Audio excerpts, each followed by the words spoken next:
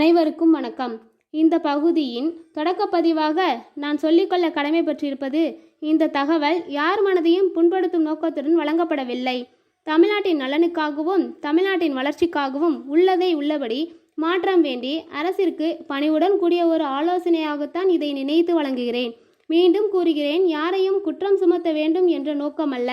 இனிமேல் நல்லாட்சி நடைபெற வேண்டும், தமிழ்நாட்டின் மக்கள் மகிழ்ச்சியில் திகைக்க வேண்டும், வறுமை ஒழிய வேண்டும்.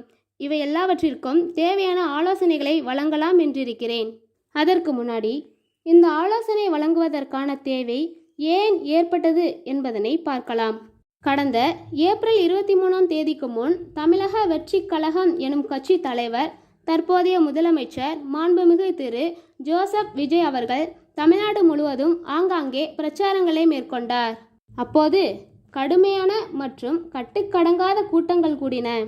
அப்போது பார்வையாளர்கள் ஒரு சிலர், ஆந்திர பிரதேசத்தில் சிரஞ்சீவிக்கும் தான் கூட்டம் கூடியது, மரியாதைக்குரிய விஜயகாந்த் ஐயா அவர்களுக்கும் தான் கூட்டம் கூடியது, இந்த கூட்டம் எல்லாம் அப்படியே ஓட்டாக மாறாது என்றும் பலர் கொச்சை வார்த்தைகளாலும் தற்குறிகள் என்றும் மனவேதனைப்படுத்தினார்கள். அவை எதற்கும் அஞ்சாமல், எதற்கும் மன சோர்வடையாமல் தொடர்ந்து அவர் தனது பயணத்தை மேற்கொண்டார்.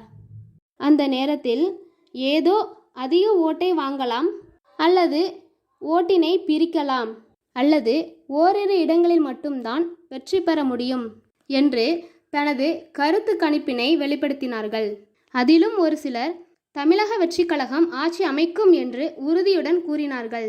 தேர்தல் வாக்கு எண்ணிக்கை நடைபெற தொடங்கியதுமே தமிழக வெற்றி கழகம் ஏறுமுகத்திற்கு சென்றது.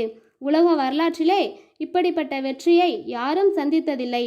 மக்களின் ஒரு அமைதி புரட்சி என்று சொல்வதா, இல்லை மாற்றம் வேண்டி ஏற்படுத்திய ஒரு புரட்சி என்று சொல்வதா, உலகமே வியந்து பாராட்டியது.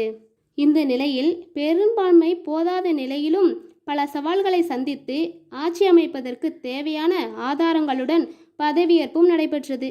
பதவியேற்பு விழாவில் ஆளுநர் அவர்கள் பதவி பிரமாணம் செய்து வைக்கிறார்.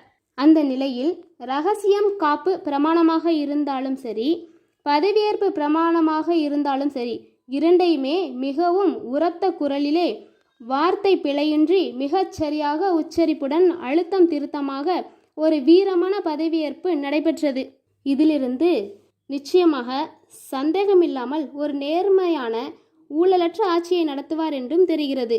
பதவியேற்பு விழாவின் போது நேரு உள் விளையாட்டு அரங்கமே நிரம்பிய ஒரு பதவியேற்பு விழா என்பது இதுதான் முதல் முறை.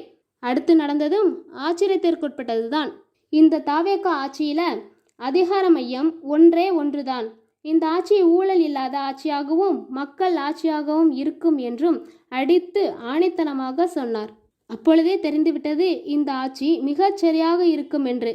அன்று தொடங்கி இன்று வரை கடுமையான புதிய அனுபவங்களுடன் சவால்களை சந்தித்து, ஊழல் இல்லாத, டெண்டர்களுக்கு கமிஷன் இல்லாத, லஞ்சம் வாங்கினால் உடனே டிஸ்மிஸ், சஸ்பெண்ட் மற்றும் பல்வேறு தண்டனைகளுக்கு உள்ளாக்கும் வகையில் கடுமையான ஒரு நிலைப்பாட்டை எடுத்துக்கொண்டு தொடங்கிய அந்த பயணம், குறைவான எண்ணிக்கையில் ஆரம்பத்தில் அமைச்சராக பதவியேற்று கொண்டிருந்தாலும், சிலர் சட்டமன்ற உறுப்பினராக இருந்த பொழுதும் கூட சட்டமன்ற அமைச்சராக பதவியேற்காமல் சட்டமன்ற உறுப்பினராக இருந்த நிலையிலும் அவருடைய துடிப்பான செயல்பாட்டினால் தமிழ்நாட்டின் ஒரு வியக்கத்தக்க ஒரு ஆட்சியை கொடுக்க முடியும், கொடுக்க போகிறார்கள் என்று ஒரு நம்பிக்கையை ஏற்படுத்தும் விதமாக இருந்தது.